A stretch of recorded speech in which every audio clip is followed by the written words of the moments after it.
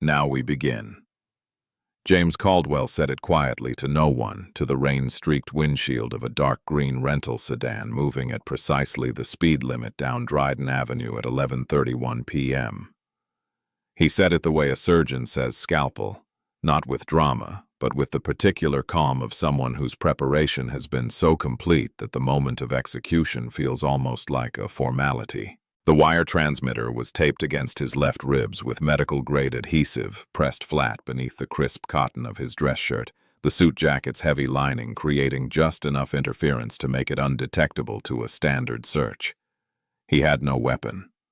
He had not wanted one. Not tonight. Tonight, the only tool he needed was already running, broadcasting a clean audio signal through layers of fabric through the rain across nearly a mile to the matte black mobile command unit parked in the alley behind a shuttered dry cleaning business on Fletcher Street. In his breast pocket, a ghost ID under the name Michael Carter, an Illinois driver's license, a rental agreement attached to a ghost account maintained by the FBI's Operational Support Division. The alias, the wire that was his equipment.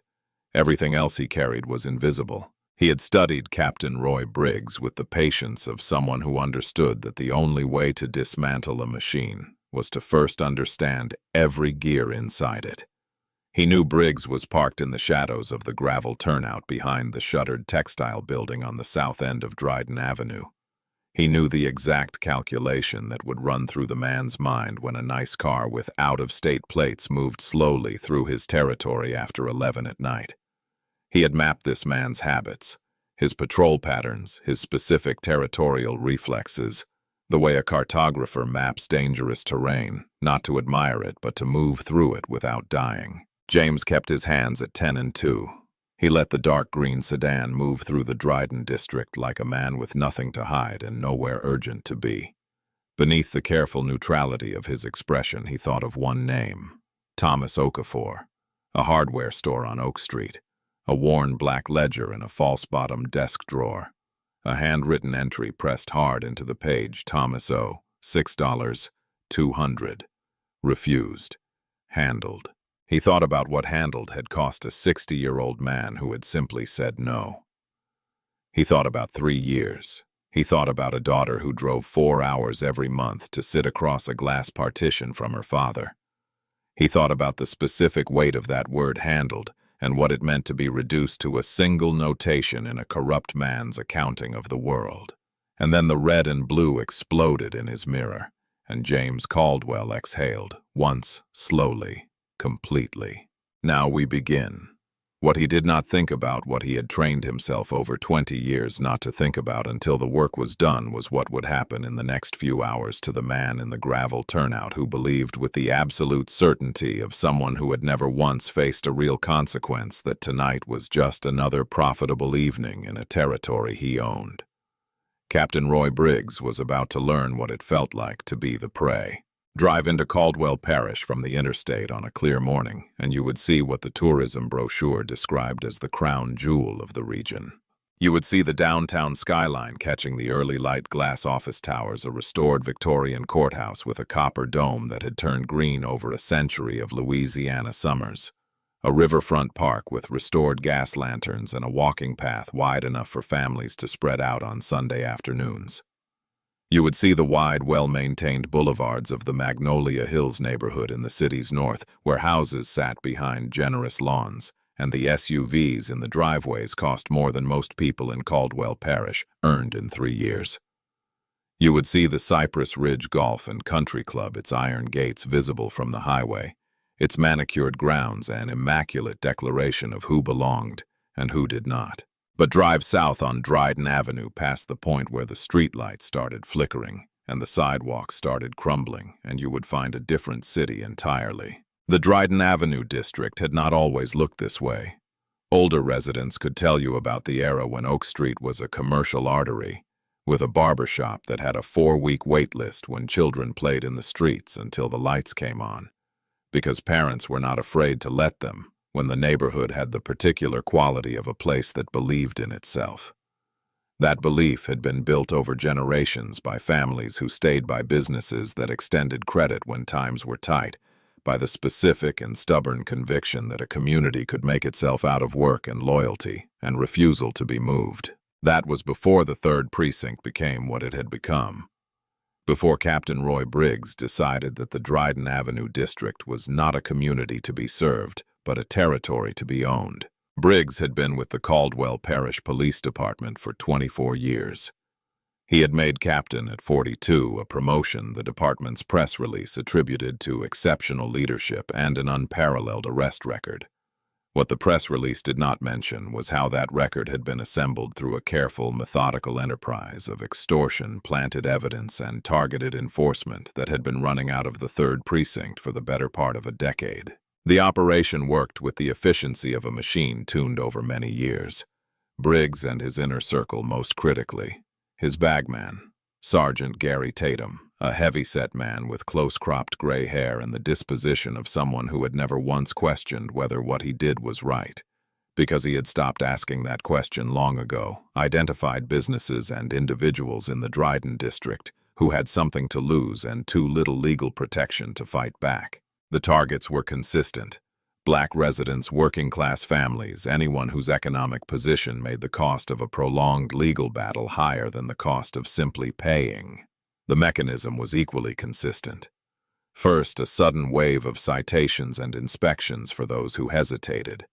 Then, for those who refused outright, a planted bag of contraband and an arrest report written in the creative style that Tatum had spent years perfecting. The operation floated on a current of judicial approval from a contact Briggs called Only R in his personal ledger, a worn black notebook kept in the false bottom of Tatum's desk drawer. Blank warrants signed on demand. Inconvenient evidence suppressed before it could surface. A man who held the gavel and understood precisely what Briggs's operation needed from the bench. From the interstate, Caldwell Parish looked like a city that had figured something out. From Dryden Avenue, you could see what it had actually figured out and who was paying for it. The genius of Briggs's operation, if genius was a word that could be applied to something so comprehensively ugly, was its ordinariness. It did not require dramatic confrontations or elaborate scheming. It required nothing more than the routine application of institutional authority against people who had no institutional authority of their own. It required paperwork. It required patterns. It required the slow, patient accumulation of small violences that never individually rose to the level of a headline, but that in aggregate had hollowed out the Dryden Avenue district the way water hollows out limestone invisibly continuously, until the structure that once stood there simply collapses. Briggs ran it with the detached efficiency of a man who had separated the mechanism of what he did from any consideration of what it meant. He did not think of himself as corrupt. He thought of himself as practical. He had decided early in his career that the rules of the game applied differently depending on where you stood, and he had simply chosen to stand in a place where they applied to everyone else. Gary Tatum understood his role without requiring it to be explained. He was the point of contact, the translator between Briggs's authority and the street-level reality of extracting money from people who had earned it honestly.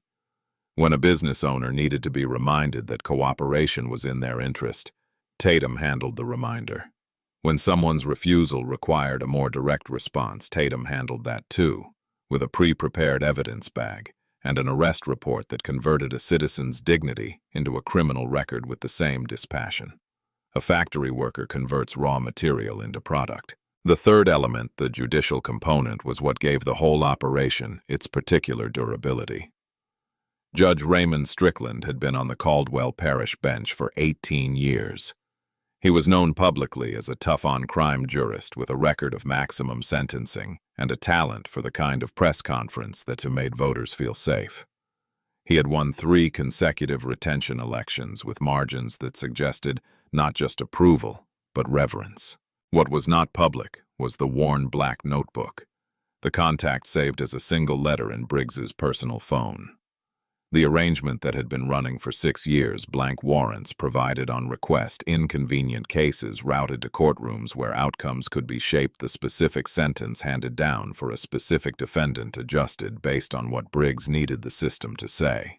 In exchange, Strickland received a cut of every extortion payment that passed through the 3rd Precinct. The amounts were not individually enormous, but 6 years of consistent payments routed through a trust fund maintained by a shell company registered in Delaware had built something substantial. The arrangement worked because each piece of it was in isolation defensible. A captain exercising discretion in how he allocated patrol resources, a sergeant following orders, a judge applying his judicial judgment. The corruption was not in any single decision. It was in the relationship between decisions in the invisible thread, connecting them in the specific way they combined to produce an outcome that no individual piece could produce alone. This was what made it so hard to prosecute and so easy to sustain. And this was precisely what James Caldwell had spent 18 months learning to see: not the individual acts, but the thread. Not the separate pieces, but the machine they formed together. You could not dismantle a machine by attacking one gear at a time. You had to get all of them simultaneously in the same night before any of them had a chance to warn the others. That was what tonight was for. Thomas Okafor had a habit of arriving at his store an hour before opening, not to work, just to stand in the doorway and watch Oak Street wake up. The delivery trucks coming through in the early gray light. The woman from the beauty supply 3 doors down unlocking her gate with the same key she'd used for 11 years. The smell of coffee from the corner shop mixing with the diesel in the damp morning air. He had stood in that doorway so many times that the wooden frame had a slight polish on one side from his right shoulder leaning against it. His father had done the same thing. His uncle before his father. 3 generations of men standing in the same doorway watching the same street, believing not as a philosophy, but as a simple lived certainty that they were part of something, that the block and the store and the neighborhood existed in a relationship of mutual belonging that was as real and permanent as the brick walls around them. Thomas was 60 years old. He had operated Oak Street Hardware for 14 years, having taken it over from his uncle when the older man's knees gave out, inheriting not just the inventory and the lease, but the relationships. The elderly customers he extended informal credit to. At the end of the month, the families he'd known since their children were born, the youth baseball league he'd sponsored for 3 consecutive summers because someone had sponsored it for him when he was 8 years old, and he had never forgotten what that felt like. The store was modest. A narrow storefront with a hand-painted sign above the door. Oak Street Hardware, SS, 1971, and a back warehouse that smelled of sawdust and machine oil where Thomas kept inventory, in a system of organization so specific to his own mind that no one else could navigate it, which had never mattered, because no one else had ever needed to. When Briggs's men first came with the arrangement, a monthly contribution in exchange for being left alone, Thomas Okafor said no. He said it politely. The way a man says no when he believes he is still talking to someone capable of being reasonable. 2 weeks later, the 3rd Precinct raided the back warehouse. Documentation of a legitimate equipment purchase was declared suspicious and then misplaced during evidence collection. Thomas lost his business license. He spent his savings fighting the charges, savings he had accumulated over 14 years of 6-day weeks and careful accounting, and the specific discipline of a man who understood that the margin between stability and collapse was thinner than most people admitted. He eventually pleaded guilty to a single count of receiving stolen property. Not because he was guilty, because his court-appointed attorney sat across from him in a small conference room and explained carefully and without pleasure that a full trial in the courtroom presided over by Judge Raymond Strickland carried risks that Thomas could not afford. The attorney said it the way doctors sometimes deliver diagnoses, with the clinical precision of someone who has delivered this information before and has learned that directness is kinder than false hope. Thomas listened. He looked at the table. He signed the document. The page in Roy Briggs' ledger read, Thomas O., $6,200, refused, handled. Thomas Okafor was serving year 3 of a 4-year sentence at Caldwell Parish State Penitentiary when the dark green rental sedan turned slowly onto Dryden Avenue in the rain. He did not know that the man behind the wheel had been thinking about his name for 18 months. He did not know that his daughter Claudia, 34 years old, driving 4 hours each way once a month to sit across a glass partition from him, had sat in a Washington conference room a year and a half ago and described what the day of the raid looked like, what the 3 years since had cost, what the word handled in a worn black notebook meant in practice for a real human life. He was in his cell. The lights were out. He was trying for the 10,000th time to sleep. James Caldwell was 46 years old and had spent 20 years in the Federal Bureau of Investigation, doing work that most people in the Bureau found either boring or bruising public corruption and civil rights violations. The cases that never made the dramatic FBI documentaries. The cases that required not speed or firepower, but patience. The specific grinding patience of building a case against a machine that had been designed to survive scrutiny. He had worked cases in 14 states. He had testified before 4 congressional subcommittees. He had a law degree he had never practiced with, having spent 3 years as a public defender before the Bureau recruited him. Those 3 years had taught him something that no amount of federal training could, what it felt like to stand on the receiving end of an institution that had decided before you walked through the door what the outcome was going to be. He was good at his job in the way that people are good at things they were built for, not because it came easily, but because it fit. 18 months ago, he had been sitting in a conference room in Washington with the Caldwell Parish case file open in front of him when he reached the page about Thomas Okafor. He read it twice. He set it down. He picked it up and read it a third time. And he felt something underneath his professional discipline that he recognized after a moment as personal. He had grown up 50 miles from Caldwell Parish. He had uncles in the Dryden district. He had stood in stores like Oak Street Hardware as a boy, watching his father buy nails and sandpaper and porch paint on Saturday mornings, the two of them moving through those narrow aisles the way you move through a place that belongs to you. He knew what it felt like to stand in a doorway and believe you were part of something. He did not allow the feeling to change his approach to the case. He was a professional, but he allowed it to sharpen his intention in a way that precision alone could not. He studied Briggs for 4 weeks before tonight. The patrol routes, the camera locations, the gravel turnout behind the shuttered textile building on the south end of Dryden Avenue, the specific territorial habits of a man who had been operating this way for so long that he no longer thought of it as crime. He knew Briggs would be there tonight. He had engineered tonight to ensure it. James Caldwell drove at precisely the speed limit, hands at 10 and 2 wire running clean against his ribs. He was ready. Captain Roy Briggs had been sitting in his cruiser in the gravel turnout for 40 minutes when the dark green sedan appeared on Dryden Avenue. He had been nursing a thermos of cold coffee, chewing methodically on the inside of his cheek, a habit his ex-wife had complained about for 12 years before she stopped complaining about anything in his general direction. Sergeant Gary Tatum rode in the passenger seat, half dozing in the particular way of someone who has spent too many years in patrol cars to stay fully awake during a quiet stretch. Briggs saw the sedan before it reached the halfway point on the block. Out-of-state plates. Dark green, newer model. Moving slowly enough to register as deliberate rather than cautious. And behind the wheel, visible for a moment as the vehicle passed through a working streetlight, a black man in a suit. Alone. Driving like he was in no particular hurry. The calculation moved through Briggs's mind below the level of conscious thought. More reflex than reason. More hunger than logic. The car quality rental, out-of-state registration, limited local connections. The suit a professional traveler, someone passing through from somewhere with more to lose. The slowness of the driving caution or familiarity. Either was useful. Briggs put his hand on Tatum's arm. "Wake up." Tatum's eyes opened and focused within 2 seconds. The eyes of a man who had learned to surface from sleep fully formed without the transitional fog that softer lives allow. Blue rental, north end of the block. Radio Greer. "I want a second unit. We'll box him at the Fletcher intersection." Tatum reached for the radio. Briggs checked himself briefly in the rearview mirror, a habit so ingrained he no longer noticed doing it.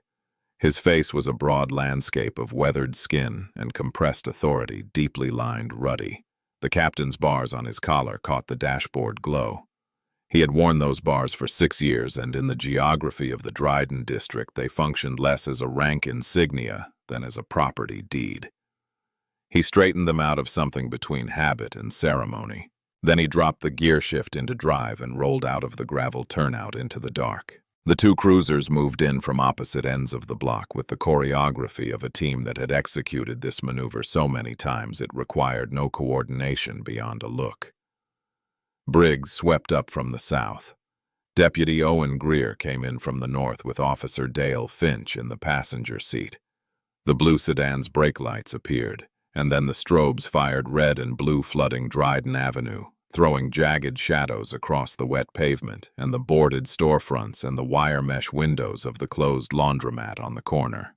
The sedan pulled smoothly to the shoulder. No hesitation, no jerk of panic, just a clean, controlled stop. Briggs noted that stop. He stepped out of his cruiser into the rain, rolled his shoulders, walked toward the passenger side of the sedan, not the driver's side because the angle disoriented people forced them to twist and feel exposed before a word was spoken. He brought the flashlight up. The beam hit the driver's face through the passenger side window. The driver did not flinch. He did not raise his hand against the light or turn his face away. He sat with both hands at 10 and 2 fingers spread, slightly looking directly toward the source of the light with an expression that was neutral, in a way that Briggs found in an unexamined flash of instinct, slightly irritating. The interior light of the sedan was already on. The window was already rolling down before Briggs's knuckle touched the glass. "Is there a problem, officer?" The voice was measured and unhurried, the voice of someone reciting from a very long practice. Briggs let the flashlight linger on the driver's face for 3 extra seconds, purely as a message, then dropped the beam to sweep slowly across the interior. Clean leather seats. The driver wore a charcoal suit pressed unwrinkled. A watch on the left wrist, not flashy, but the kind that costs what it looks like it costs. Briggs felt the familiar equation completing itself. His face settled into the expression his officers had described in the private moments as the grin before the bite. License and registration. Of course. James reached slowly into his breast pocket, narrating the movement as he did it, saying clearly that his license was in his inside left pocket, and produced the ghost ID and the rental agreement. He held them out with 2 fingers, clean and unambiguous. Briggs snatched the documents without looking at them, kept the flashlight aimed at James's face. "You're a long way from home." He glanced at the Illinois address. "What's a guy like you doing driving through my streets at this hour?" "I'm on my way back to my hotel downtown, just passing through." The voice remained completely even. "I wasn't speeding and my taillights are functioning correctly." "May I ask why I was pulled over?" The question was asked without edge. No confrontation in it, no challenge, just the simple direct request of someone who expected a reasonable answer. This irritated Briggs. More than the neutral face, had more than the clean stop, had more than the interior light that was already on. The expectation of a reasonable answer, as though that were something to expect from a man on this stretch of Dryden Avenue after 11 at night. Briggs stepped back from the passenger window and moved to the driver's side, making James track him through the vehicle. He leaned down to the open window, bringing his face 18 inches from James's, close enough that James could smell the stale coffee on his breath and the rain soaking through his uniform. "You crossed the center line back there. Swerving. Smells to me like you might have had something to drink. I haven't had a drop of alcohol. Step out of the car. I haven't done anything wrong. I'm simply trying to get back to my hotel. May I ask?" I said, "Step out. Now." The words came out flat and hard, the tone of a man issuing an instruction he expected followed, because the alternative was not something the listener would enjoy. He rested his right hand on the butt of his holstered service weapon. Not drawing. Just present. Just reminding. There was a beat, half a second, and then James unclipped his seatbelt, pushed the door open, and stepped out into the rain. He stood 2 inches taller than Briggs. This was immediately apparent when James rose to his full height and Briggs stepped directly into his personal space in response, closing the distance until the toes of his boots were 6 inches from James's shoes, using his bulk as a wall. James did not step back. Briggs waited for the step back. He always got it. He did not get it tonight. Deputy Owen Greer had arrived in the second cruiser and positioned himself on the far side of the sedan with Officer Dale Finch. Greer was 29 and had been on the force for 26 months. He had watched Briggs's operations during those months with a mixture of professional deference and a private, persistent unease he had never found the language to act on. "Check him," Briggs said. Greer moved forward, positioned James against the roof of the vehicle. James complied, both hands flat on the wet metal feet apart, and stood perfectly still. Greer conducted the pat-down quickly, moving through the sequence with the hurried efficiency of someone performing a task he would rather finish than complete carefully. His hands moved across the suit jacket, passing through the region where the wire was taped against the rib cage without pausing.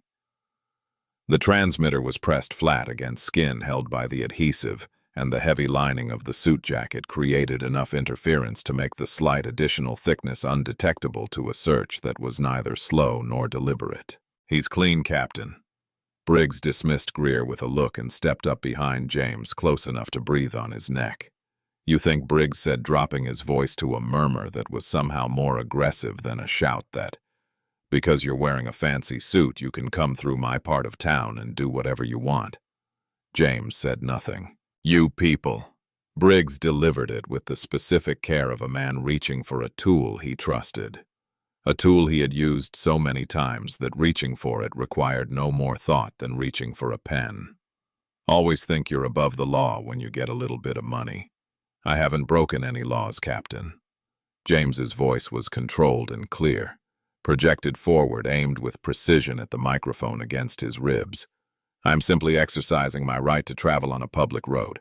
Briggs grabbed his shoulder, stepped around and spun him to face forward. Jabbed one thick, calloused finger hard into James's chest. Not a shove, but a punctuation mark, a declaration of territorial ownership delivered through physical contact. "Listen to me," Briggs said.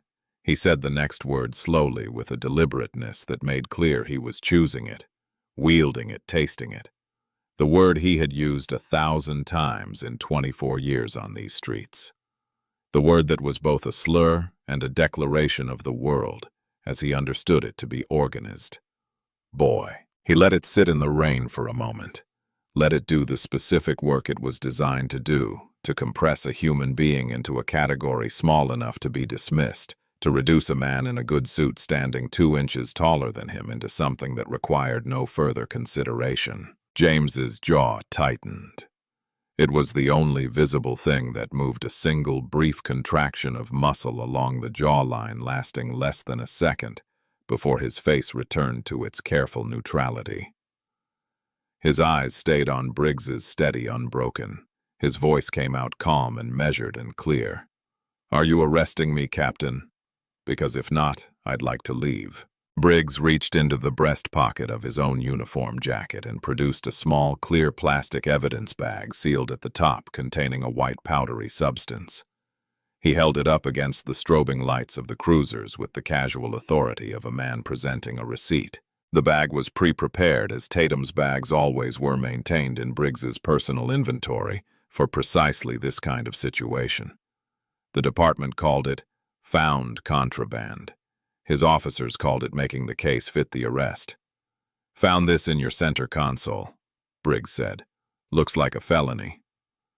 James looked at the bag. He looked at it with the expression of a man who had spent 18 months constructing the moment in which that bag would appear and was now watching it materialize exactly as anticipated. Not with surprise, not with fear, with the cold, precise satisfaction of a calculation arriving at its correct answer. "I see." 2 words. They landed in the rain with extraordinary flatness. No outrage, no denial, no panic. Just acknowledgement. And somewhere inside that acknowledgement, if Briggs had been listening with anything other than the self-congratulatory noise of his own certainty, was the specific tone of a man who had already moved past this moment to the one that followed it. Briggs did not hear that tone. "Cuff him." Rough hands. Greer's from behind yanked James's arms back. Steel bit into his wrists as the cuffs ratcheted tight, a half-notch tighter than necessary. Finch took his other side, and the two officers marched James toward the rear door of Briggs's cruiser. And then, while James bowed his head briefly against the cold rain while Briggs enjoyed the specific sensation of watching a man in an expensive suit be placed in the back of a patrol car, Briggs leaned toward Tatum and said something the wire captured with perfect clarity. "Make the paperwork creative." 4 words. A direct instruction to falsify an arrest report delivered casually in the confident shorthand of men who had done this together many times and expected to do it many times more. James was shoved into the back seat. The door closed. Rain drummed on the roof. He closed his eyes. He ran through the mental checklist one time slowly. Illegal traffic stop. Check. The slur boy delivered with deliberateness and captured clearly. Check. Planted evidence. Briggs producing the bag from his own uniform pocket on tape. Check. Explicit instruction to falsify the arrest report. Check. He opened his eyes and looked out through the rain-streaked window at the dark shape of the Dryden district passing outside. The boarded storefronts, the flickering streetlights, the particular stillness of a neighborhood that had learned to stay indoors after dark. Any minute now, he thought. Not yet. First, the extortion demand. That was the final piece. And to get the extortion demand, he needed to be somewhere specific. He needed to be in Cell 4. The 3rd Precinct building had been constructed in 1967 with the architectural philosophy of its era. The belief that a police station should communicate one thing above all else, that the institution inside it was not to be questioned. The brick was dark and heavy. The windows were narrow and set high in the walls. The entrance was accessed by a flight of broad concrete steps that required any visitor's gaze to travel upward, regardless of their height, which was not an accident. The interior had been updated in pieces over the decade's new carpet in the administrative wing. A renovated break room flat-screen monitors replacing the old boards in the bullpen, but the building retained the atmosphere of its origins. It was a place designed to make people feel that arriving here represented the end of something. James was marched through the heavy double doors at 11:52 p.m. by Finch and Greer Briggs, following a half-step behind, shrugging his wet jacket off his shoulders and tossing it toward the rack near the entrance, with the casual authority of a man arriving home after a long but satisfying day. The bullpen at this hour was operating at reduced capacity. 6 officers, 3 at their desks doing the slow work of late-shift paperwork, heads down the particular focused blankness of people processing routine documents. 1 near the coffee machine with a styrofoam cup and a phone. 2 talking quietly near the far wall, voices low. They looked up when James was brought in. The looks lasted exactly the right amount of time, long enough to register the new arrival, brief enough to communicate that this was routine. That routines like this one were a normal feature of the 3rd Precinct at midnight, and had been for some time. Then they returned to what they'd been doing. Not one of them spoke.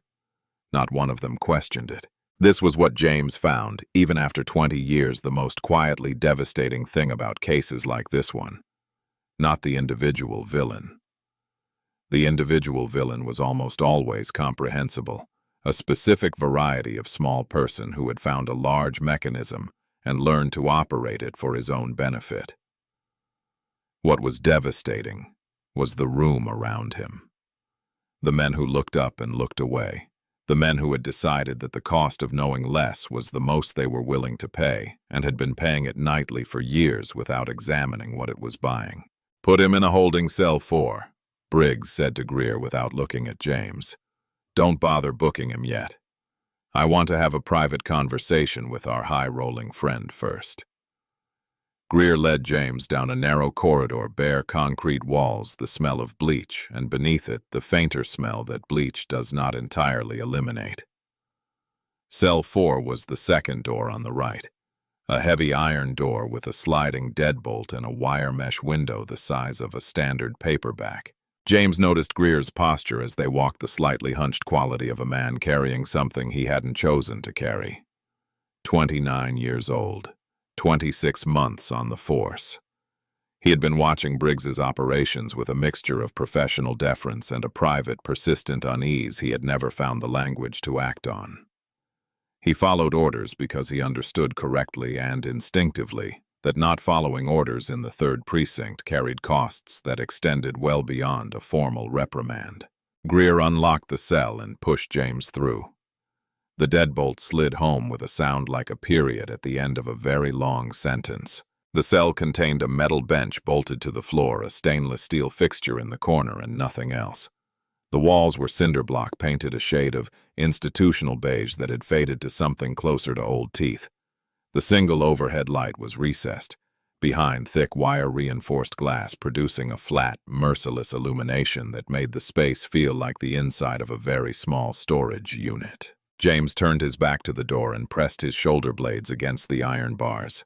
He closed his eyes. He let his breathing settle into the slow, deliberate rhythm he had practiced for situations like this where the performance was over and what remained was patience. He began methodically to flex his wrists against the cuffs, not to escape them, just to keep the circulation working, just to give his hands something to do. Through the wire mesh window in the cell door, 8 inches wide, 5 inches tall, positioned at eye level, he had a direct line of sight down the length of the corridor toward the glass-walled office at the far end. Briggs's office had been built with glass walls on 2 sides, a design presumably intended to communicate transparency. Under Briggs, the glass functioned differently. It was a display case. At 12:04 a.m., James watched Sergeant Gary Tatum enter the office carrying a brown paper grocery bag. Tatum set it on the desk without ceremony. Briggs reached in and pulled out the contents. Thick stacks of bills banded in the way that cash from multiple sources gets organized when someone has been consolidating it. 20s, 50s. The stacks were substantial. The 2 men went through the cash together with the ease of a domestic routine, the relaxed, almost companionable quality of 2 people dividing money they had accumulated through method and repetition. Tatum pocketed his share. Both men exchanged something that might have been a smile. James watched through the wire mesh with eyes that were recording, rather than feeling cataloging positions, the quantity of the cash, the specific drawer into which the bundles went. Then something on Briggs's desk caught his attention. A manila file folder sitting to the left of the blotter, its tab visible from the mesh at an angle that required careful positioning. The tab was handwritten in block capitals. James could read 2 letters clearly and infer the rest from 18 months of case files. Okafor T. James stared at those 2 letters for a long moment. He thought about a wide-open face, calloused hands, a photograph at a grand reopening, a man standing in a doorway believing he was part of something.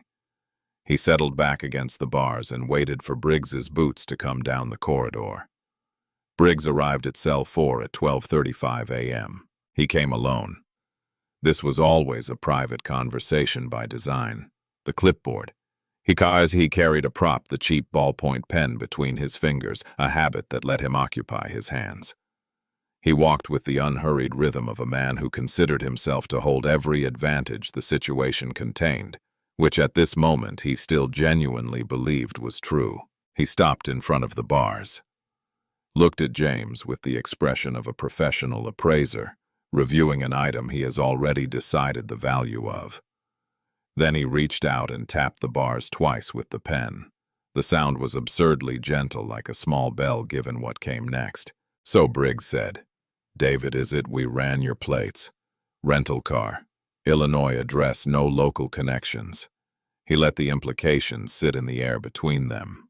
"You're a long way from home, sitting in my jail with a bag of cocaine that has your prints on the center console it came from. That's a mandatory minimum. Years in a state penitentiary. It's a harsh place for a man who wears a good watch." He delivered this with the casual confidence of a man for whom fabrications had long since stopped registering as lies. James looked at him steadily from the bench. "What do you want?" Captain Briggs' face arranged itself into an approximation of benevolence. He clasped the clipboard behind his back and leaned forward, dropping his voice to a conspiratorial register as if the 2 of them were sharing something private and mutually beneficial. "What I want," Briggs said, "is to help you out. The criminal justice system is a complicated machine.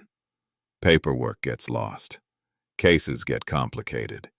Sometimes a man makes a mistake, an honest mistake, and I find myself in a position to help that mistake disappear for the right administrative fee. James let a beat of silence develop, then slowly and clearly projecting every syllable toward the transmitter against his ribs. "Are you asking me for a bribe, Captain?" Briggs chuckled a sound with no warmth in it whatsoever. "That's an ugly word.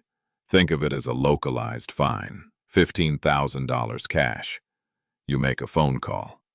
Someone brings the money to a location my sergeant provides, and that bag of white powder goes missing between here and the evidence lockup. The door opens. You walk out, and we never see each other again. These things happen. Files get misplaced." He spread his hands in a gesture of bureaucratic sympathy. "Nobody wins in a courtroom. And if I refuse?" James asked. The benevolence evaporated. Briggs's face settled into its harder register, the one beneath the performance, the one that had always been there waiting. "Then I ruin your life. I file the report, I make sure it hits the papers, and I guarantee the judge who handles your arraignment understands I'm asking for remand." He paused, letting the next part land the way he intended it to. "The man who signs my paperwork in this county has been doing so for a long time. You will lose everything." Another pause. "And believe me, the time inside is less comfortable when a police captain has made a personal recommendation about your threat level to the facility administration. You would destroy an innocent man's life," James said clearly, each word its own deliberate offering to the microphone for $15,000. Briggs's expression didn't shift. "Nobody's innocent," he said. The word came out with a quality that suggested it was one of the few things he had ever actually believed. "And to me, you're just another paycheck." James looked at him. He looked at the man behind the bars, the clipboard, the cheap pen, the captain's bars on the collar of a uniform that had become over 24 years less a symbol of public service than a license for private predation. He looked at this man who had written the word "handled" next to Thomas Okafor's name, and gone home that night and slept without difficulty. And then something changed in James's face. Small. A slight shift in the eyes. A barely perceptible loosening at the corners of his mouth. Not a smile. Something quieter than that. The expression of a man who has been waiting a very long time for a very specific moment, and who feels in this moment the particular stillness of a door about to open. "I think," James said, his voice dropping to something almost gentle, "you should go ahead and fill out that report, Roy." Briggs blinked. The use of his first name casual without prefatory title, as if they were old acquaintances, and the bars between them were a minor inconvenience, landed in the air between them, and took Briggs a full half-second to process. His face moved through confusion, then cold, specific fury. "What did you say to me? Fill out the report," James said. He held Briggs's gaze without blinking. "Because you're going to need all the paperwork you can find to explain what happens next." The matte black mobile command unit was parked in the alley behind a shuttered dry cleaning business on Fletcher Street, backed into the space so that the rear doors faced the brick wall, and the generic utility company signage on the exterior was the only thing visible from the street. From a distance, it looked like a municipal infrastructure vehicle. It had no FBI markings. It had never needed them. Inside, a wall of monitors occupied the forward portion of the cargo space. 8 screens in 2 rows, thermal imaging of the 3rd Precinct's exterior showing the heat signatures of every person inside. City surveillance camera feeds covering Dryden Avenue and the surrounding blocks. A real-time GPS overlay of every law enforcement vehicle within half a mile. And at the center of the display, the monitor dedicated to the audio waveform generated by James's wire. 4 FBI agents in tactical gear occupied this remaining space, watching feeds, logging timestamps, maintaining communication with the 3 separate tactical units positioned around the precinct's perimeter. The atmosphere was controlled and very quiet. The professional stillness of a room full of people who have trained extensively for exactly this. Special agent in charge. Valerie Monroe stood at the center of the monitor wall with her arms crossed and her eyes fixed on the audio waveform display. She was 50 years old, compact and precise in both her physical bearing and her professional manner. Close-cut natural hair going silver at the edges, the quality of attention in her eyes that people who had worked with her for a long time described simply as total. She did not miss things.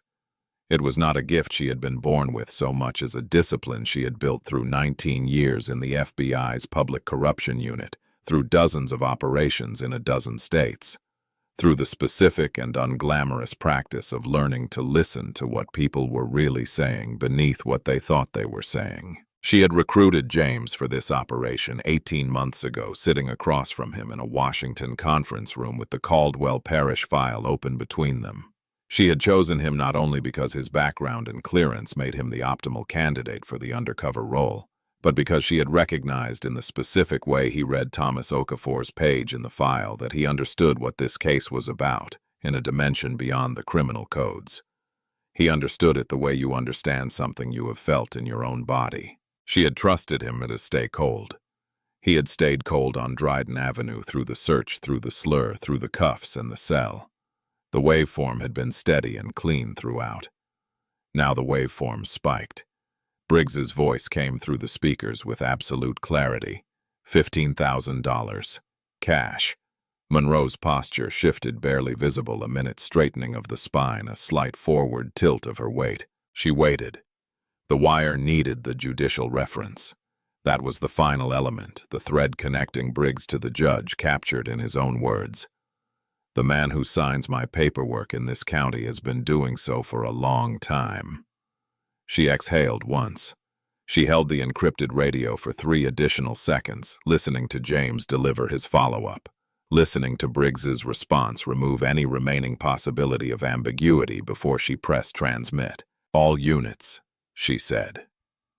Her voice was quiet and entirely controlled, the functional calm of a professional whose training had replaced adrenaline with process. "We have the extortion demand on tape. The wire is clean. James is secured and holding cell 4. She watched the GPS overlay. Around the perimeter of the 3rd precinct, 6 green dots began to move. "All units move in. Execute." Briggs slammed his free hand against the iron bars of cell 4. The sound rang through the corridor, sharp, metallic, a declaration of rage he allowed himself because they were alone, and because he was in the full grip of the specific anger that comes from being answered in a way one has never been answered before. "You arrogant piece of trash." The words came out low and deliberate, controlled despite the rage with the quality of a threat the speaker has delivered many times and intends to follow through on. "You think you can use my name in my house? I will bury you so deep that whatever lawyer you manage to find won't get to you until the sentence is half done." He stared at James through the bars, looking for the crack, for the flinch, for the thing that was supposed to appear in people's faces when he used this voice in this place. He found nothing. He turned and walked back down the corridor. In the glass-walled office, he threw his clipboard onto the desk. The sound of it skidding across the surface brought Tatum's head up. Briggs vented in the tight, explosive shorthand of men who have worked together long enough that full sentences are unnecessary. Something about the man in cell 4, about the attitude, about how some people needed a harder lesson before they understood how things worked in Caldwell Parish. Tatum laughed and said something about the judge adding charges in the morning. Briggs poured bourbon from the bottle in the bottom desk drawer. The good bourbon, not the one for show, and drank half of it before sitting down. He leaned back in his chair. His kingdom, the thick-walled building, the men in the bullpen, the money in the desk drawer, the judge's number saved in his personal phone. 2 decades of careful construction. 2 decades of the absolute conviction that the machinery he had built was permanent and that the people it crushed were, as he had just said with complete sincerity, just paychecks. He picked up his personal phone and sent a text to the contact saved as a single letter, R. Might have a stubborn one. May need your signature on some extras by morning. He set the phone face down, counted the remaining cash, and allowed himself to feel, as he often did in this chair at this hour, the specific satisfaction of unchecked ownership. The Dryden district was quiet outside his windows.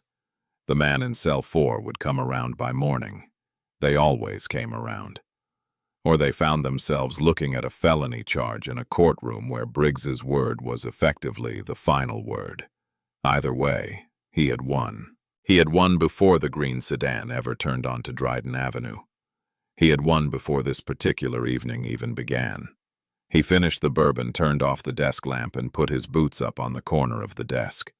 In cell 4, James closed his eyes. He ran the final checklist one more time. Illegal stop check. Slur on tape delivered twice with deliberateness both times check. Planted evidence. Briggs producing the bag from his own uniform pocket check. Instruction to falsify the arrest report check. The extortion demand, specific dollar amount, judicial contact, reference, consequences outlined in explicit detail, check. The text to the FBI's monitoring team would capture it through carrier records by morning check. Every box checked. Every element clean. 18 months of preparation distilled into one night, one wire, one man sitting in a cell he had walked into voluntarily. He leaned his head back against the cold concrete wall. Through the wire mesh window, he could see the faint light from Briggs's office at the far end of the corridor. Now dark, the bourbon bottle put away, the desk lamp off. A man sleeping soundly in the certainty of his own invulnerability. Any minute now. The sound, when it came, traveled through the floor before it traveled through the air. The mechanical battering ram hit the front entrance of the 3rd precinct at 12:51 a.m. The force of it traveled through the floor as a physical concussion felt in the chest, and the soles of the feet registered by every person inside as a bodily event before the brain had processed what it was. A half-second of confusion, the nervous system receiving a signal it had no established category for. And then the doors blew inward, frame and all, and the sound they made was enormous. FBI SWAT agents flooded the lobby in staggered formation, weapons raised, voices overlapping in a coordinated wall of sound, designed to produce exactly one neurological response in every person in the building, the short circuit of simultaneous overload. The instinct to become small and compliant before the rational brain had processed why. Red laser sights appeared on the chests and foreheads of the officers in the bullpen like sudden terrible punctuation. Half a dozen first, then more coming through the destroyed entrance in continuous waves, sweeping the space with the practiced velocity of people who have rehearsed this movement until it became muscle memory. Officer Derek Clifton, 12 years on the force. 6 with the 3rd precinct, found a tactical agent 2 feet in front of him with a weapon aimed at his face before he had managed to get out of his chair. Hands off the weapon. On your knees right now. Clifton's hand moved away from his holster. He went to his knees. He placed his hands behind his head without being told. The speed of his compliance, the absence of hesitation, this detail would matter later. The officers in the bullpen went down in sequence. Some quickly. Some after the particular brief hesitation of people whose sense of themselves is invested in standing, who require one additional second to calculate that the cost of remaining upright in this room at this moment is a cost they cannot pay. One officer tried to speak and was silenced by a voice that left no room for interpretation. Another reached for his radio and found a gloved hand on his wrist before his fingers got there. In 45 seconds from the initial breach, every officer in the bullpen was on the floor with hands behind their heads. Zip ties moved through the space efficiently. Weapons confiscated, desk drawers, sealed computer terminals physically disconnected. Gary Tatum was on the floor 20 feet from the corridor door, hands interlaced behind his head posture, carrying the complete efficiency of immediate surrender. He was not looking toward the office at the far end. He was not trying to catch Briggs's eye.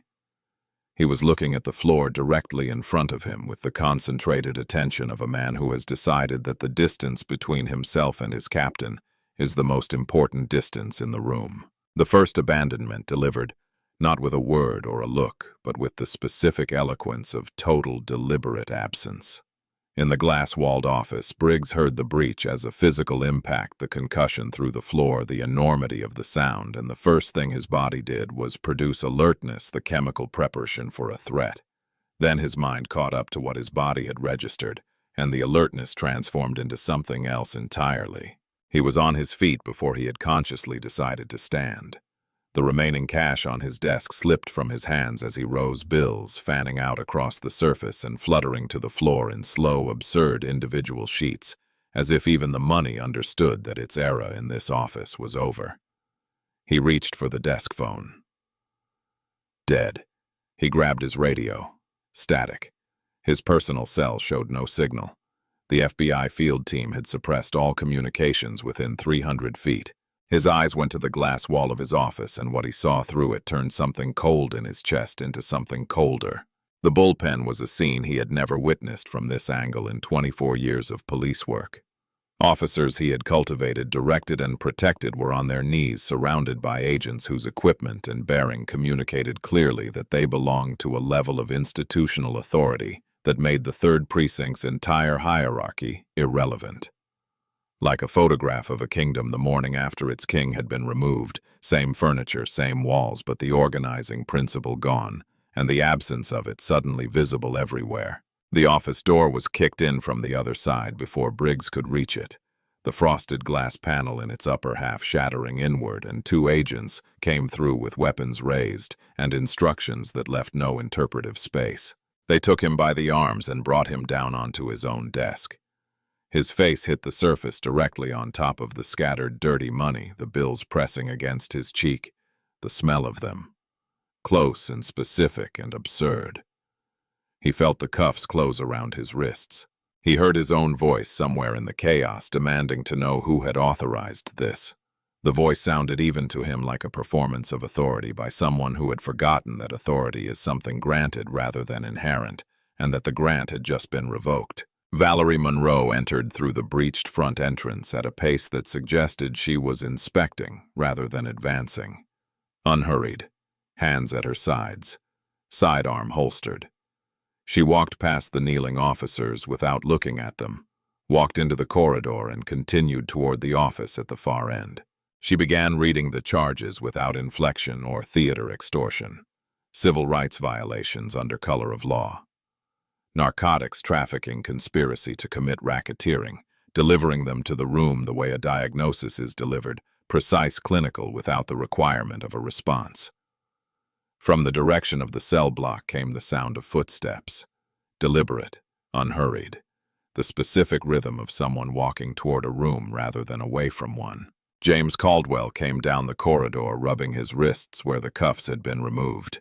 The breach timing had been precise. The cell block synchronized with the main entrance, so that James was out of cell 4 within 90 seconds of the front doors going in. His suit was intact. His expression was composed. He looked to anyone seeing him for the first time in this hallway like a man arriving at a meeting he had scheduled well in advance and had been quietly anticipating for a long time. He stepped into the doorway of the glass-walled office. Briggs, pinned to the desk by the agents holding him, twisted to see who had spoken. He found the man from cell 4 standing in the frame. Recognition moved through Briggs's face with the slow, terrible movement of a man assembling a picture he does not want to finish. Confusion. First, the simple factual impossibility of the man from cell 4 standing outside the bars, clearly not in custody, clearly not frightened. Then a flash of protective fury, certainty, defending itself before the structure had fully collapsed.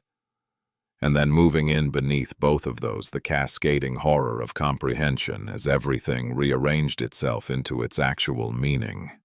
The clean stop, the neutral face, the interior light already on before the window came down, the calm that had registered as irritation but was something else entirely, the rental car, the suit, the wire. Briggs's eyes dropped to James's chest.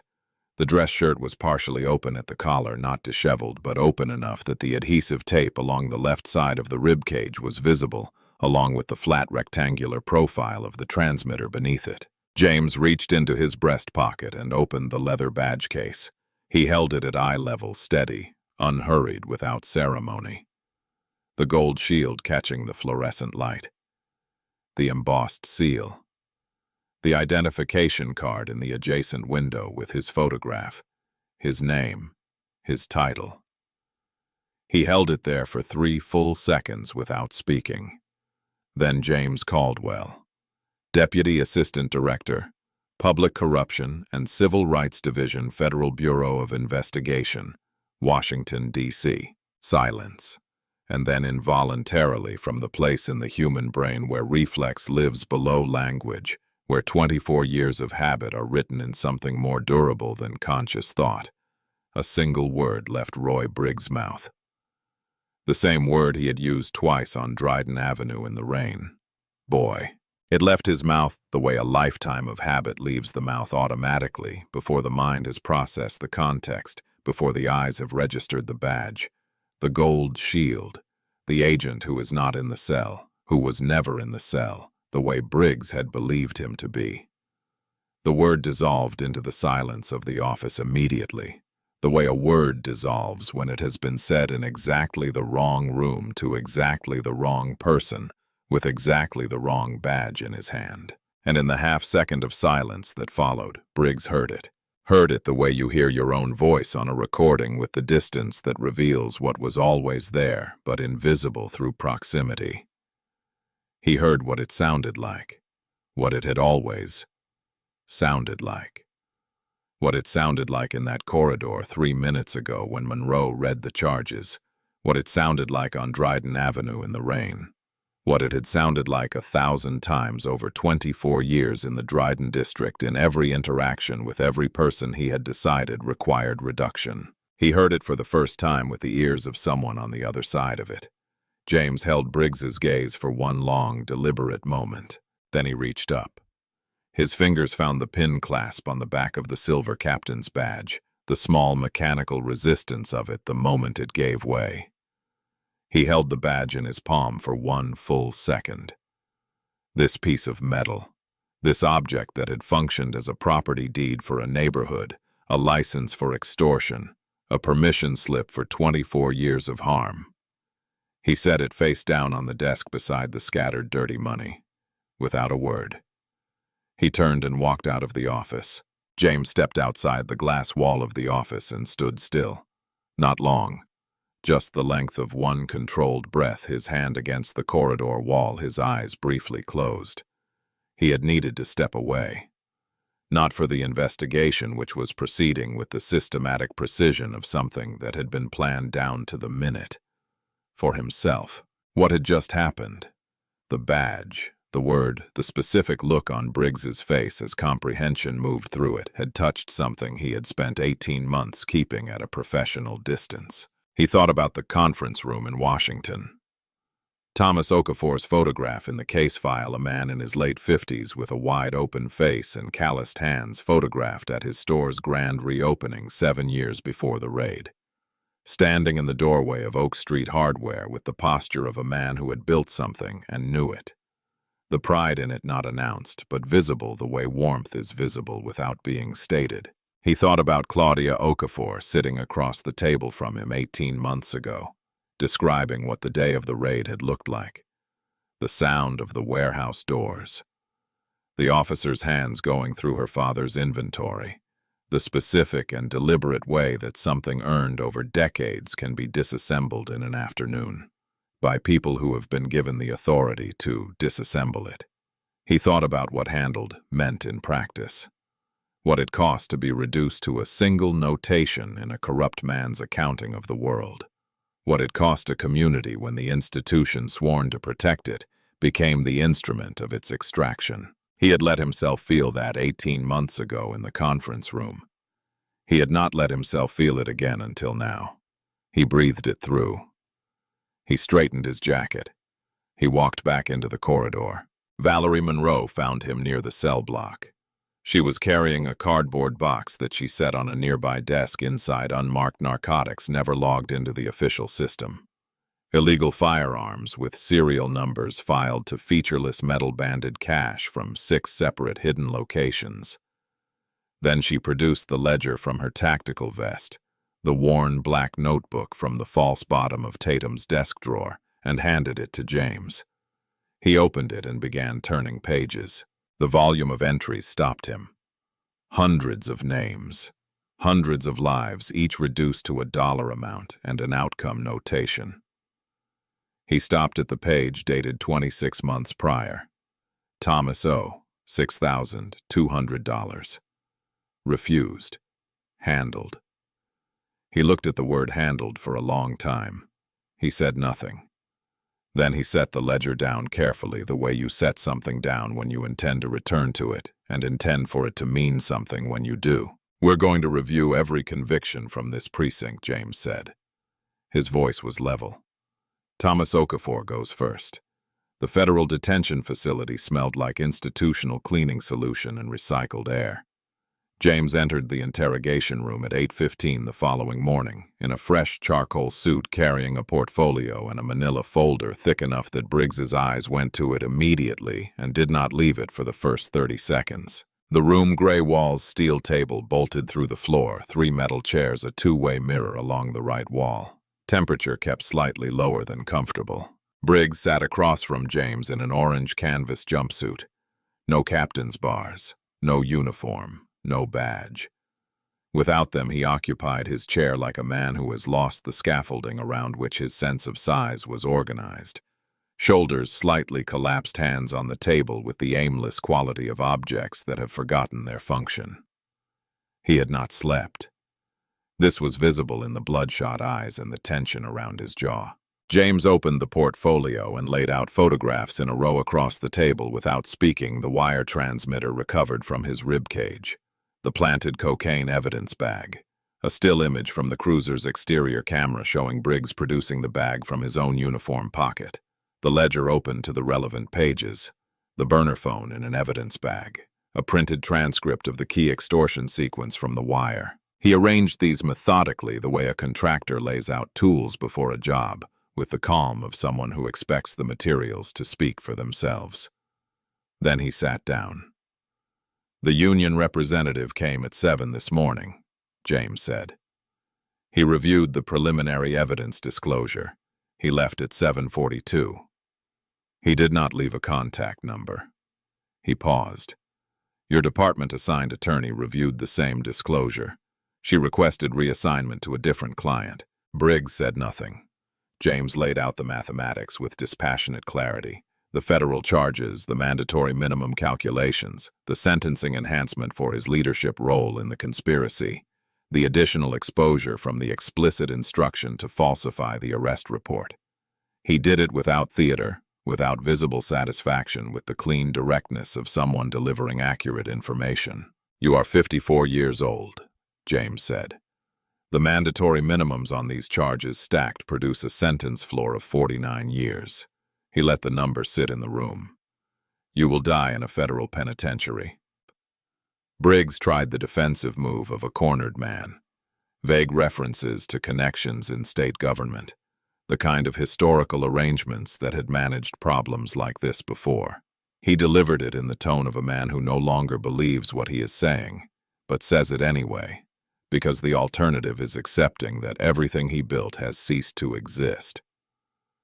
James waited for him to finish. Then he reached across the table and tapped the ledger page. "Thomas O., $6,200. Refused. Handled. Thomas Okafor." James's voice was level, but something in it had a weight the preceding sentences had not carried. 60 years old.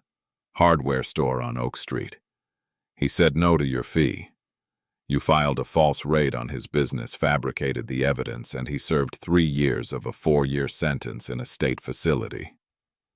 A pause. While you sat in that glass-walled office counting his money. Briggs looked at the page. He could not hold James's eyes and look at the page simultaneously. He chose the page not out of guilt, because guilt requires a moral architecture that years of this work had dismantled, but because the page had become the only place in the room that did not require him to look at what he had become. James slid the cooperation agreement across the table.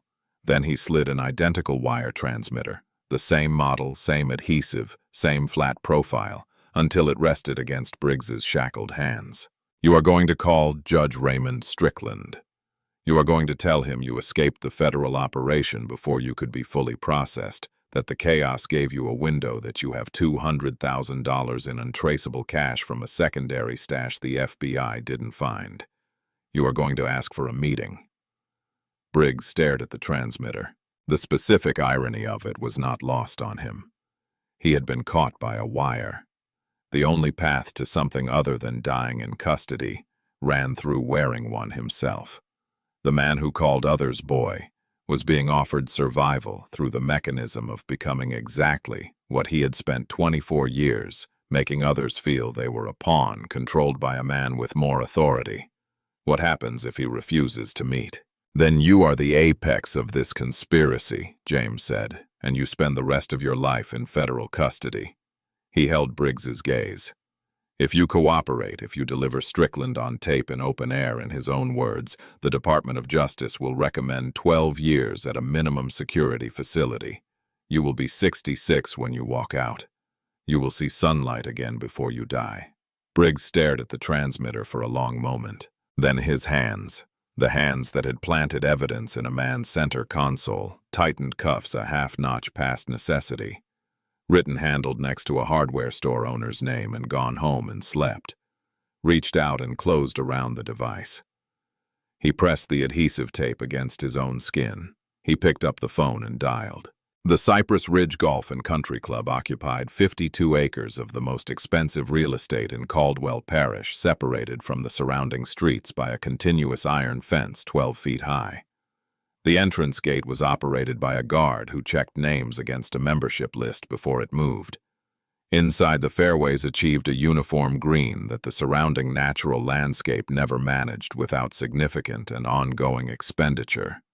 The clubhouse, a Georgian revival structure with a terrace overlooking the 18th hole, was a place where wealthier members ate late lunches and discussed the city with the comfortable certainty that the city existed in relation to them and not the other way around. It was in the geography of Caldwell Parish, as far as it was possible to be from Dryden Avenue, while remaining within the same municipal boundaries. The municipal water maintenance van was parked on the service road along the western boundary, concealed from the clubhouse windows by a stand of mature oak trees. Inside, James and Valerie Monroe monitored audio and thermal feeds as Briggs's golf cart approached the 14th fairway. Judge Raymond Strickland arrived in a private cart from the direction of the clubhouse. He was 67, with the physical bearing of a man whose sense of authority had been so thoroughly embedded over so many decades that it had reorganized his posture, his gestures, the way he occupied space. He wore a white golf glove and carried a custom titanium driver fitted to his specific hand measurements. He dismissed his caddy before the cart fully stopped with a single wave that implied the caddy understood why without requiring explanation. Briggs delivered the fabricated story, the escape from the federal operation, the secondary cash stash, the urgent need for a final meeting with the quality of a frightened man that he did not need to perform because the fear was genuine. Whatever composure the cooperation agreement had lent him in the interrogation room had evaporated in the open air of the fairway, in the physical proximity of a man whose threat he had once described to a colleague with a single word: eradicated. Strickland was initially cautious, as he always was. His early responses used the oblique, deniable language a man develops over 6 years of sensitive conversations through channels he believes are secure. Suggestions rather than assertions. Implications rather than statements. Briggs pushed as instructed. He invoked specific past arrangements by name. The Delaney case, the Mercer situation, forcing Strickland to either deny them, which would require calling Briggs a liar in front of a potential witness, or confirm them in whatever language he chose, which would be on the tape. Strickland confirmed them. The careful language fell away in stages, like a building whose load-bearing elements are removed one at a time. He confirmed the blank warrants. He confirmed the payment mechanism. He described with the precision of a man who had done this privately for 6 years and had never once been overheard the full scope of his role in the operation. And there was something in his voice as he described it, not quite pride, but the thing adjacent to pride, the satisfaction of a man recounting a system he designed and watched function without error. "I hold this entire county in the palm of my hand," Strickland said.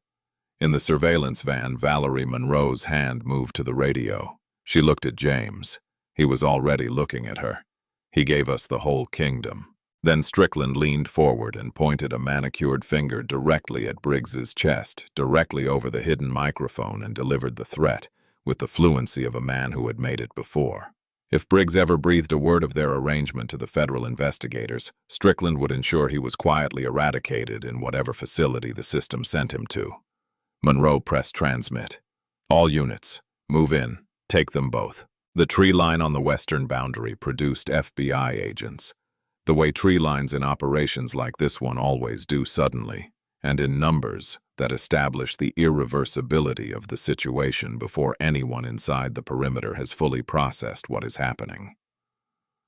The black SUVs came across the fairway. Cole announced the FBI's presence with the authority and volume the situation required. Strickland's hand was still extended with the envelope when the agents emerged.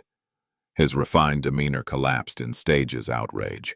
First, then name-dropping the state attorney general. 2 members of Congress, a federal appellate judge, personal contacts who would hear about this before morning, then the particular silence of a man who has run through the list and found that no one on it will arrive in time. James crossed the fairway at the same deliberate, unhurried pace he had used walking down the 3rd Precinct corridor at midnight. He stopped in front of Strickland's golf cart, opened the badge case, held the gold shield for 3 seconds. The image of Judge Raymond Strickland crossing the manicured 14th fairway of the Cypress Ridge Golf and Country Club in federal handcuffs, still holding the titanium driver, because no one had thought to take it from him, ran on every national network before midnight. The editorial cartoonist did not have to work hard. As Strickland was led away, James turned back to Briggs's golf cart. Briggs looked up. His eyes carried the hollowness of someone who has completed a transaction that purchased survival at the cost of everything that structured his sense of himself. James looked at him without warmth and without cruelty. "You held up your end," James said. "The U.S. attorney will be notified. You will not die in prison, but you will spend the next 12 years in a cage, and you are going to spend every one of those days thinking about what the word handled cost the people in that ledger. That's not a punishment I'm giving you. That's just what happens when the noise stops and there's nothing left to protect yourself from what you actually did." He turned to leave. Almost at the tree line, he stopped. He turned back. Briggs was still in the golf cart, watching him with hollow eyes.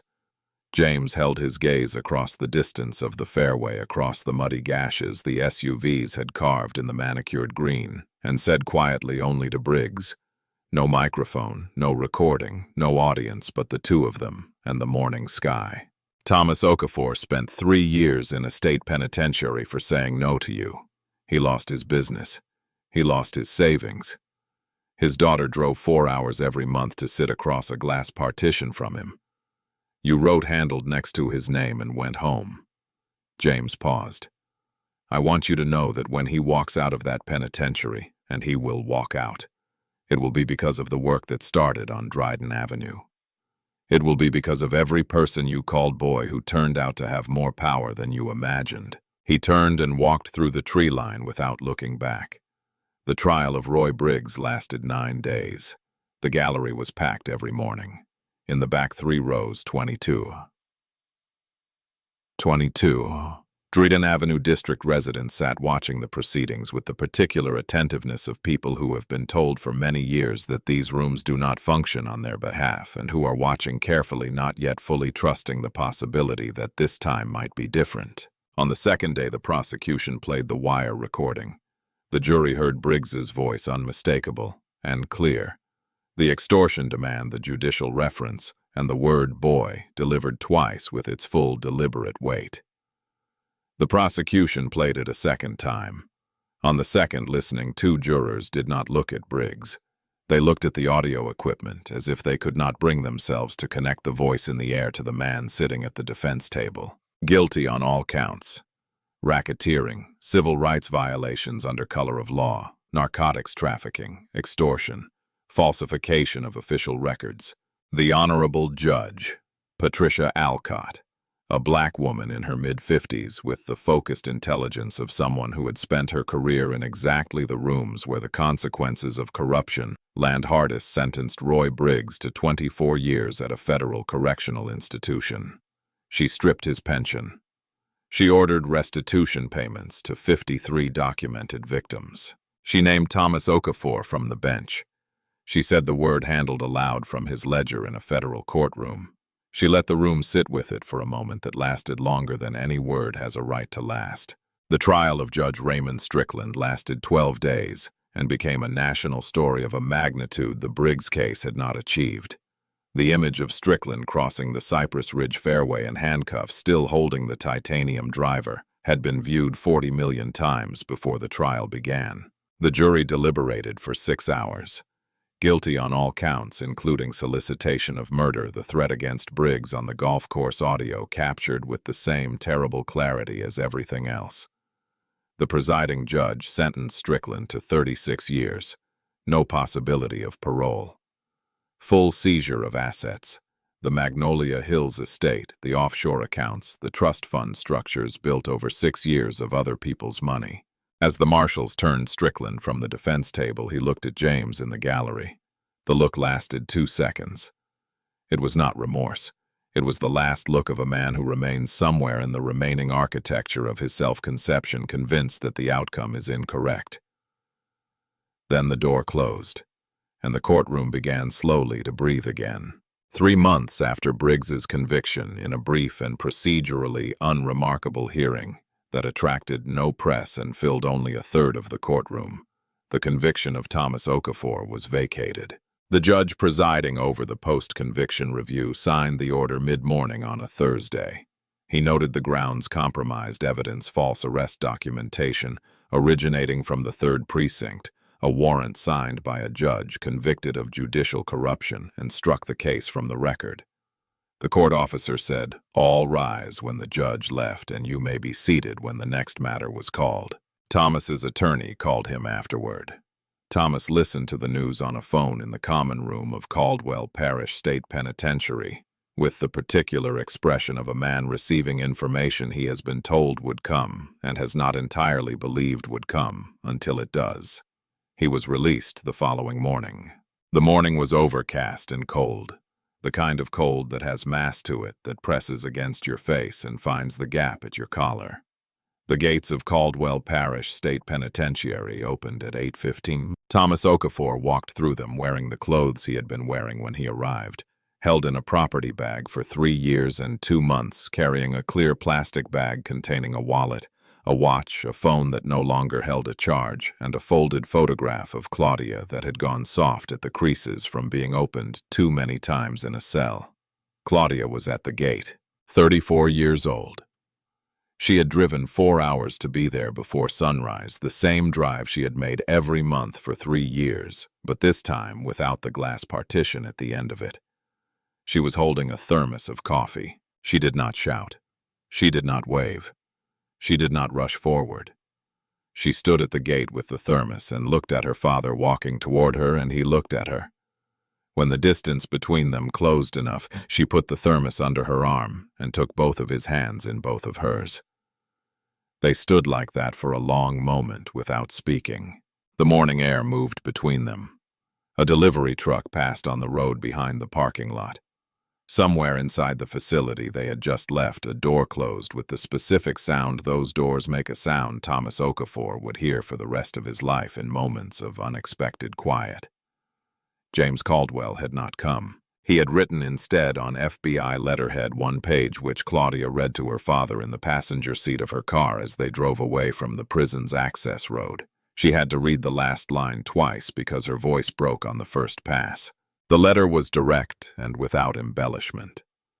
It acknowledged what had been done to Thomas Okafor in specific terms. It named the falsified evidence and the corrupt warrant and the manufactured charges. It stated plainly that his conviction had been the product of deliberate institutional malice, and that no formal document and no settlement could return the 3 years and 2 months or reconstitute what those years had cost. It said that the Department of Justice's review of every 3rd Precinct case and every Strickland warrant was ongoing, that Thomas's case had been reviewed first, because it was the case that had initiated the investigation, and that 317 additional reviews were in progress. It ended with a single line. The door of Oak Street Hardware was the first thing I thought of when I understood what handled meant in that ledger. It should be open again. Thomas did not say anything when Claudia finished reading. He looked out the window at the road moving past the parish's flat landscape under the gray winter sky, bare fields, the occasional stand of pine. After a long moment, he put his hand over hers on the center console. They drove in silence, through the cold morning toward home. The city of Caldwell Parish, in its settlement with Thomas Okafor, agreed on a figure that retired his outstanding debts from the legal fight, purchased the building on Oak Street that he had previously leased, and funded the renovation of the storefront to a condition better than it had been before the raid. The settlement also included a written acknowledgment signed by the city's new administration that Thomas Okafor had been wrongfully prosecuted, and that the city's responsibility for that prosecution was not in dispute. He received the settlement check on a Tuesday morning and deposited it at the same bank branch on the corner of Oak and 7th that he had used for 14 years. The teller who processed the deposit recognized him. She said nothing specific, but she held the receipt out to him with both hands, and he took it with both hands. That was enough. 6 months after Briggs's sentencing on a Tuesday morning in early spring, the 3rd Precinct building was demolished. The controlled implosion was scheduled for 7 a.m. By 6:45, a small crowd of Dryden Avenue district residents had gathered behind the orange safety tape on the street outside. Some held coffee. Some had brought their children bundled against the last of the winter cold, not old enough to understand what the building represented, but old enough to understand that something important was about to happen. When the charges fired and the dark brick facade folded inward, collapsing into itself and disappearing in a cloud of gray dust that the morning wind carried south toward the river, there was a brief silence. Then a few people applauded. Then most of them stopped and just watched the dust settle. Thomas stood among them with Claudia holding coffee in a paper cup from the new shop 3 storefronts down from where Oak Street Hardware was being rebuilt. When the dust cleared and there was nothing left on the lot but a field of broken concrete, he turned and walked back toward Oak Street, where the framing for the new store was already up and the smell of fresh lumber reached the sidewalk even in the cold. Above the front door of the rebuilt Oak Street Hardware, in a simple frame made from a piece of oak board he had cut and finished himself, Thomas hung the official document of his exoneration. It was the first thing every customer saw when they walked in. When anyone asked about it, he didn't explain. He simply pointed at it. That's what this store is for. Then he asked them what they needed and turned to find it on the shelf. On the first full morning, the store was open. Thomas arrived an hour early. Not to work, just to stand in the doorway and watch Oak Street wake up. The delivery trucks in the early gray light. The woman from the beauty supply unlocking her gate. The smell of coffee from the corner shop mixing with the cool morning air. The way his father had done it. The way his grandfather had done it before that. 3 generations of men standing in the same doorway, watching the same street, believing not as a philosophy, but as a simple, lived certainty that they were part of something. That the block and the store and the neighborhood existed in a relationship of mutual belonging that was real and permanent. He leaned his right shoulder against the wooden frame. He watched Oak Street wake up. He breathed the morning air. And he was home. James Caldwell returned to Washington the week after Strickland's sentencing. He filed his final operational report on the Caldwell Parish case, submitted his expense receipts, and went home. He did not give interviews. When a national magazine reached out requesting his participation in a profile about the operation, his assistant responded that he was unavailable, which was in the precise and literal sense true. He was already 3 weeks into the preliminary case file for a sheriff's department in a rural county 4 states to the west, where the patterns in the arrest data and the civil settlement history told the same story in a different location with different names. The same mechanism. The same targets. The same quiet, unannounced decision by people in positions of authority that certain lives were expendable and certain communities existed to be extracted. The methods were identical. They always were. He read the file with the same methodical patience he had brought to the first page of the Caldwell Parish investigation 18 months before that night on Dryden Avenue. He made notes in the margins. He flagged inconsistencies. He began building the picture from the outside, in the way you dismantle a machine by understanding every gear before you touch any of them. He did not think about the gold shield or the wire or the specific sound of handcuffs in the rain as often as he had in the first weeks after the operation.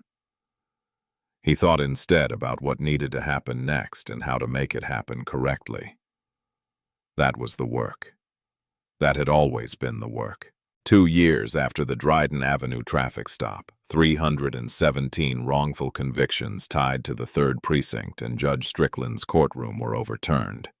The men and women whose names appeared on those vacated dockets received notification by mail, thin envelopes, plain paper produced by the Department of Justice's review process in batches of 40 at a time. Inside each envelope, a legal notice of vacatur, a statement from the city acknowledging the wrongful nature of the conviction, and a referral to the Federal Civil Rights Legal Assistance Program. The envelopes arrived in mailboxes across the Dryden Avenue district over a period of 8 weeks, each one carrying the weight of something owed for a long time, something that no envelope could fully deliver, and that mattered anyway, because it was real, and it was on paper, and it could not be undone.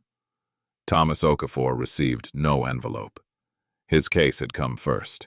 He was already standing in his doorway. There's a moment in this story that probably felt familiar to you, and it wasn't the wire or the badge or the courtroom. It was the bullpen. The officers who looked up when James was brought in, and then looked back down. Not monsters, not co-conspirators, most of them. Just people who had decided in the quiet arithmetic of self-preservation that the cost of knowing less was the most they were willing to pay. People who had made a choice so many times it no longer felt like a choice, it had just become the shape of their days. Most of us have been in that room. Maybe not a police precinct.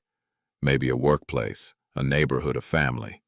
Maybe we saw something that wasn't right and told ourselves it wasn't our business, or that nothing we said would change it, or that the person it was happening to would probably be okay. The 3rd Precinct wasn't held together by Roy Briggs alone. It was held together by every person who looked up and looked away every morning for years. That's the honest part of this story, and it matters more than the badge reveal. Thomas Okafor said no to a corrupt captain with a property deed disguised as a badge. He said no with nothing but a business he had built and a belief that the rules still applied to him. He lost 3 years of his life for it. 3 years of missing his daughter's face in real light instead of through glass. 3 years of a folded photograph gone soft at the creases.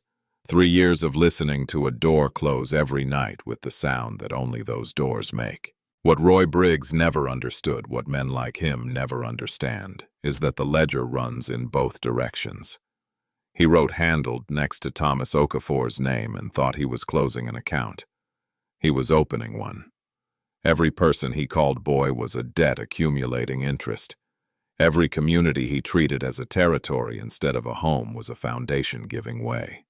The ground he believed was permanent was moving under him the entire time. He just couldn't feel it until the night it gave way all at once. You don't need a federal badge to be the kind of person who makes that ground move.